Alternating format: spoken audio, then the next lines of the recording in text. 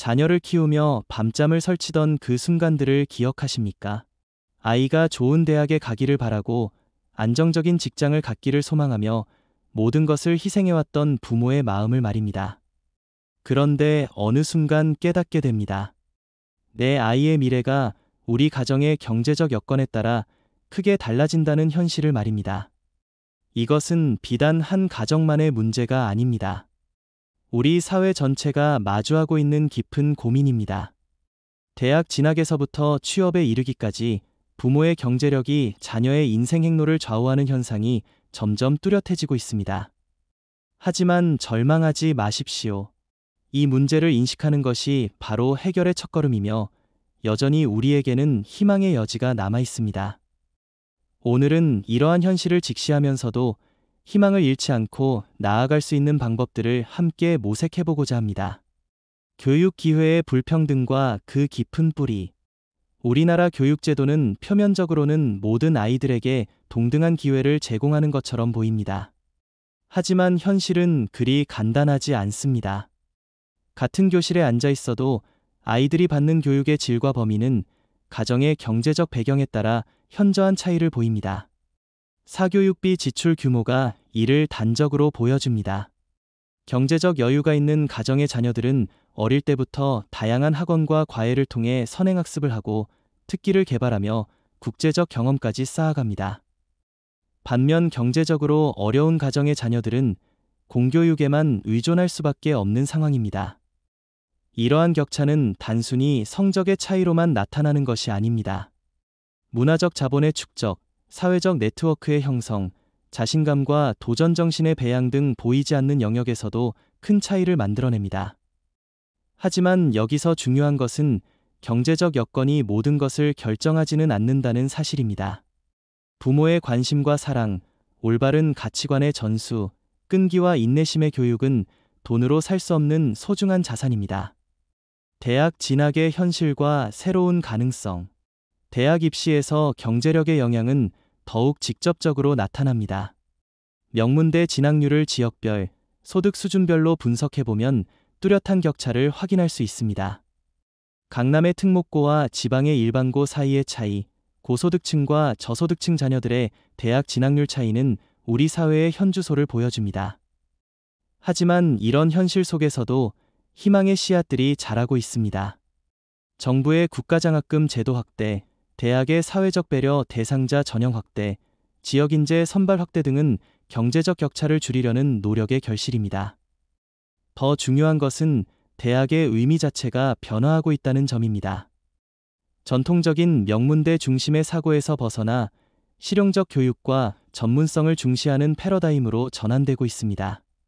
특성화 대학, 전문대학의 위상이 높아지고 있으며 평생교육의 중요성도 커지고 있습니다.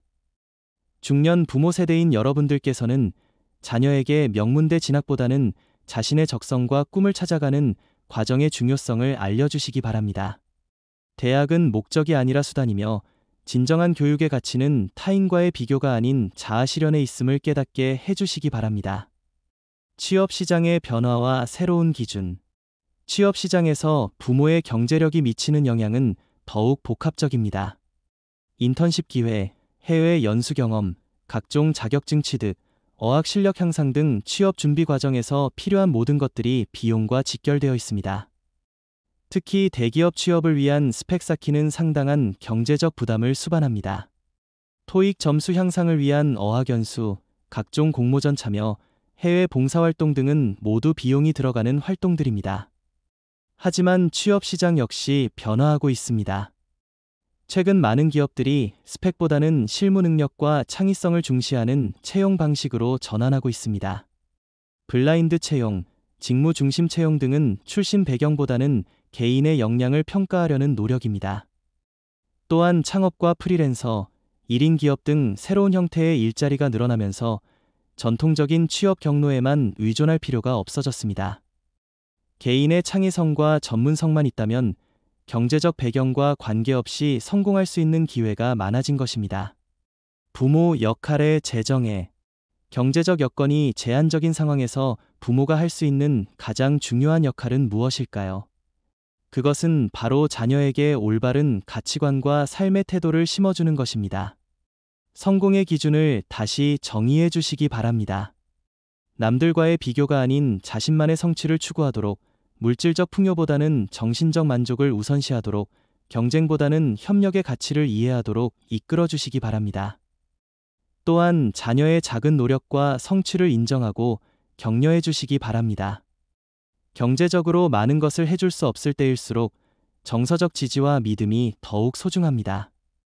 부모의 사랑과 신뢰는 어떤 사교육보다도 강력한 교육적 효과를 가져옵니다. 독서 습관을 길러주는 것도 중요합니다.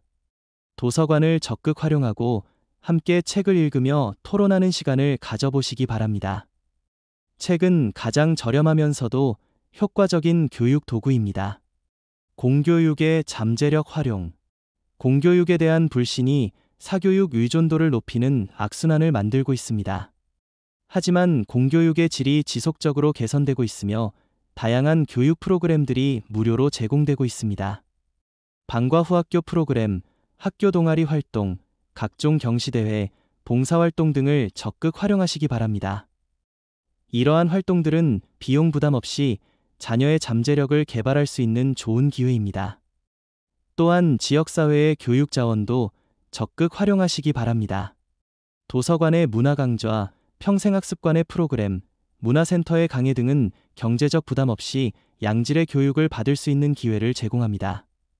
교사와의 적극적인 소통도 중요합니다. 자녀의 특성과 잠재력을 파악하고 이를 발전시킬 수 있는 방법에 대해 교사와 상의하시기 바랍니다. 경험 많은 교사들은 경제적 여건에 관계없이 자녀를 도울 수 있는 다양한 방법을 알고 있습니다. 디지털 시대의 새로운 교육 기회. 디지털 기술의 발달은 교육 불평등을 해소할 수 있는 새로운 가능성을 제시하고 있습니다. 온라인 강의, 무료 교육 플랫폼, 디지털 도서관 등은 경제적 부담 없이 양질의 교육 콘텐츠에 접근할 수 있게 해줍니다. 한국형 온라인 공개 강좌인 K무크, 대학의 공개 강의, 전문가들의 유튜브 채널 등은 무료로 제공되는 훌륭한 교육 자원입니다. 자녀와 함께 이러한 자원들을 탐색하고 활용하는 방법을 익혀보시기 바랍니다. 코딩 교육, 디지털 리터러시, 온라인 협업 등 미래 사회에 필요한 역량들은 대부분 온라인에서 무료로 학습할 수 있습니다. 이러한 기술적 역량은 경제적 배경보다는 개인의 노력과 관심에 의해 좌우됩니다. 네트워킹과 멘토십의 중요성. 경제적 여건이 어려울 때 더욱 중요한 것이 인적 네트워크입니다. 동창회, 지역 모임, 종교단체, 봉사활동 등을 통해 다양한 사람들과의 관계를 형성하시기 바랍니다. 이러한 관계들은 자녀에게 직간접적으로 도움이 될 수 있습니다. 진로 상담, 인턴십 기회, 취업 정보 등은 돈으로 살 수 없지만 인간관계를 통해 얻을 수 있는 소중한 자산입니다. 멘토를 찾아주는 것도 중요합니다. 자녀의 관심 분야에서 활동하는 선배나 전문가와의 만남을 주선해 주시기 바랍니다. 멘토의 조언과 격려는 자녀의 인생에 큰 영향을 미칠 수 있습니다. 창의성과 문제 해결력 기르기. 미래 사회에서는 암기 위주의 지식보다는 창의적 사고와 문제 해결 능력이 더욱 중요해질 것입니다. 이러한 능력들은 비싼 학원에서만 기를 수 있는 것이 아닙니다. 일상생활에서의 다양한 경험과 도전이 창의성을 기르는 가장 좋은 방법입니다. 요리하기, 만들기, 기르기 등의 활동을 통해 자녀가 직접 체험하고 시행착오를 겪을 수 있는 기회를 만들어주시기 바랍니다. 실패를 두려워하지 않는 마음가짐도 중요합니다. 완벽을 추구하기보다는 도전하는 과정 자체를 즐기도록 격려해 주시기 바랍니다. 이러한 태도는 변화하는 세상에서 적응하고 성장하는 핵심 역량이 됩니다.